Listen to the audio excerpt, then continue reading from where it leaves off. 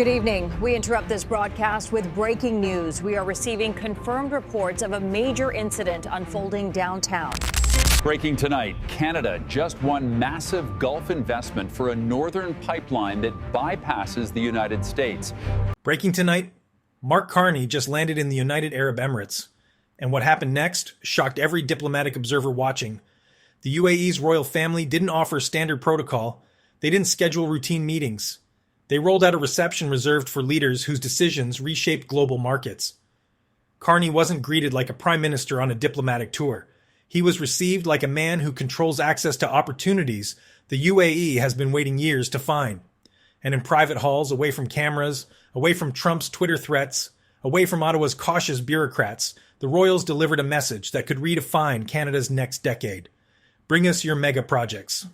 We will finance them, and we will help you build a Canada that Donald Trump cannot touch. Tonight, we're breaking down what actually happened in those UAE palaces and why this moment marks the beginning of Canada's economic independence. Dear viewers, the first signal came before Carney even stepped off the plane. Abu Dhabi, November 18th, 2025. The UAE doesn't waste time on symbolic visits.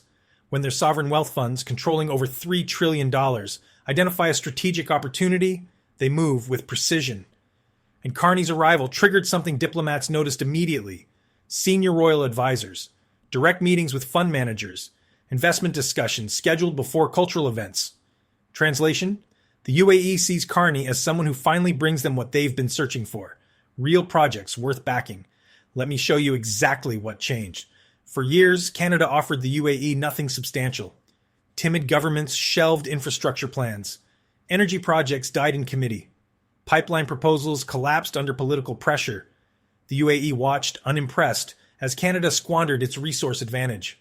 But Carney arrived with something the royals respect above everything else: executable plans, large-scale energy infrastructure, export corridors that match UAE investment appetite, strategic projects that transform economies, not token partnerships that generate press releases. And when Carney laid out Canada's new direction, the response was immediate. CTV's Scott Reed captured the significance perfectly during morning coverage. The United Arab Emirates is the land of sovereign wealth funds, he explained.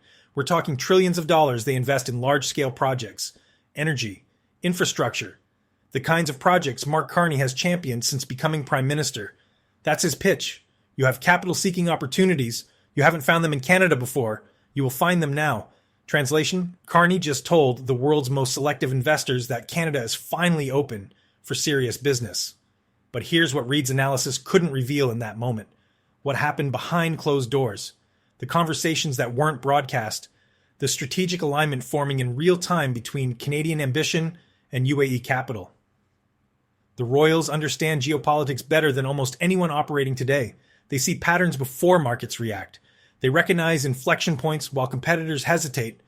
And right now, they're watching something extraordinary unfold in North America. The United States, historically Canada's guaranteed trading partner, is becoming unpredictable under Trump. Tariff threats, annexation rhetoric, trade uncertainty that makes long-term investment planning nearly impossible. The UAE sees opportunity in that chaos. Let me be specific about what they proposed. November 19th, morning session. A pipeline corridor extending to British Columbia's northern coast emerged as the centerpiece discussion. This isn't a modest expansion. This is a generational infrastructure build requiring tens of billions in stable financing. The kind of project that rewrites national export capacity. The kind of partnership that creates permanent shifts in global energy markets. Reed identified this immediately during his broadcast analysis. Twin that with news about a major pipeline, he noted, possibly a memorandum of understanding between the federal government, British Columbia, and Alberta. A Project E of reaching the North Shore of British Columbia. That's exactly what UAE sovereign wealth funds would look at hungrily and say, we could put investment capital behind that. Translation: if Carney secures this partnership, Canada gains energy export infrastructure that bypasses American ports entirely. Now watch how this changes Canada's strategic position. A northern pipeline corridor means Canada can ship energy directly to Asian markets. No American intermediaries. No U.S. port dependencies. No Trump leverage over Canadian export capacity. The UAE understands this immediately, because they've built their entire economy on exactly this kind of strategic infrastructure. They know what it means when a resource-rich nation secures independent export routes. And it means freedom, real economic freedom. And that's precisely what Trump fears most. But beyond the pipeline discussion, something even more significant emerged during Carney's UAE visit. The formation of a financial architecture that operates independently of American volatility. Reid described it as diversifying sources of income and relationships, so Canada isn't so dependent on the United States, which has proven less reliable than once imagined. That's diplomatic language for what's actually happening. Canada is building an economic shield, a network of sovereign wealth partnerships, Asian trade relationships, and European infrastructure agreements that collectively reduce American leverage over Canadian decision-making. The UAE isn't just one piece of this strategy. They're the financial foundation that makes the entire structure possible. November 19th, afternoon discussions. Carney reportedly presented a comprehensive investment framework.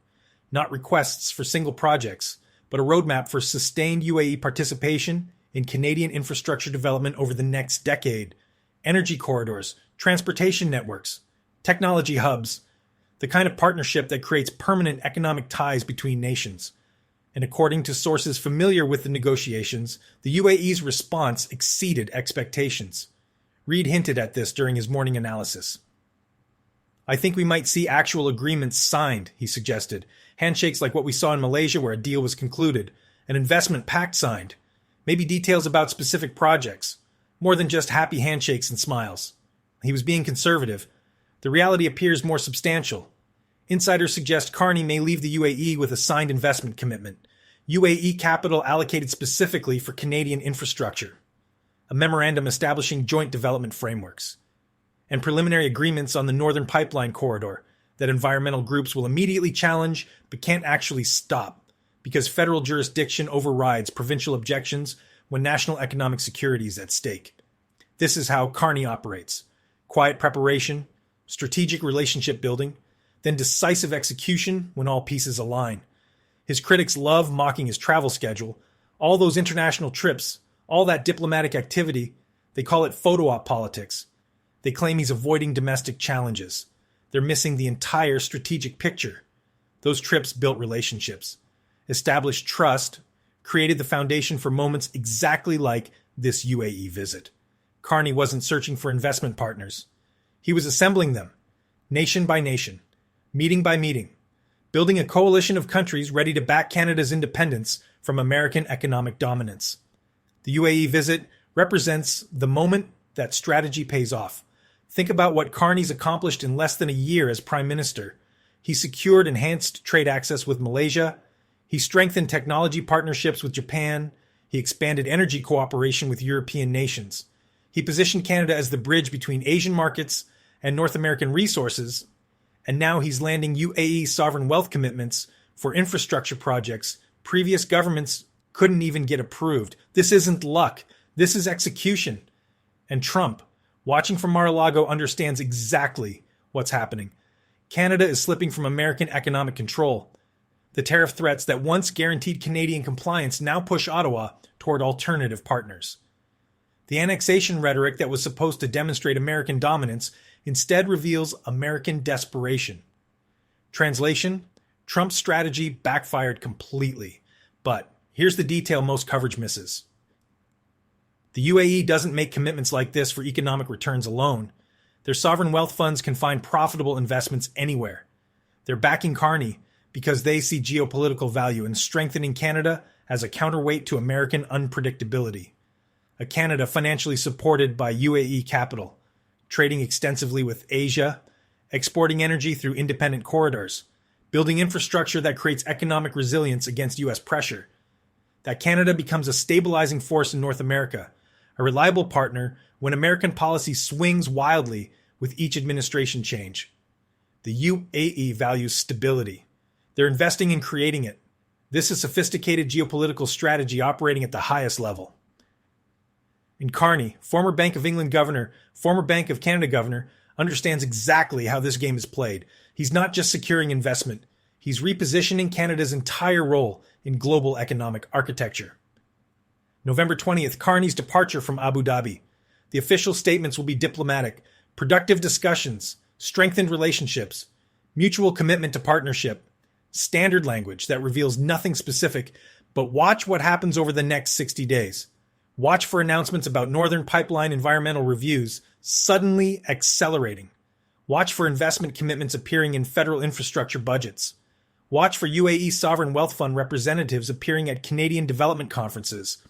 That's when you'll know this trip delivered exactly what Carney needed. And if you're someone who recognizes patterns before markets react, who sees strategic moves while competitors focus on headlines, who understands that Canada's independence is being built right now through exactly these kinds of partnerships, then you already know why this matters. Carney isn't fighting Trump directly. He's making Trump irrelevant. Every UAE investment commitment is another reduction in American leverage. Every alternative trade relationship is another escape route from U.S. economic pressure. Every infrastructure project financed by non-American capital is another piece of independence locked in place. This is how middle powers become strategic powers, not through military confrontation, not through diplomatic conflict, through economic architecture that creates options, through relationships that provide alternatives, through infrastructure that enables independence. The UAE royals understand this perfectly. That's why they welcomed Carney the way they did. They're not backing a Canadian prime minister. They're backing a strategy that creates a more balanced North America, a strategy that reduces volatility in global markets, a strategy that makes Canada a genuine alternative to American unpredictability. And if that strategy succeeds, if Carney actually pulls this off, if Canada emerges from this decade economically independent and strategically flexible, historians will look back at this November 2025 UAE visit as the moment everything changed. The moment Canada stopped asking permission and started building alternatives. The moment Trump's leverage collapsed because Carney found better partners. The moment the UAE's sovereign wealth became the financial engine behind Canada's transformation. Make sure to leave a comment and subscribe because this is Canada Next, where we show you the moves before they make headlines.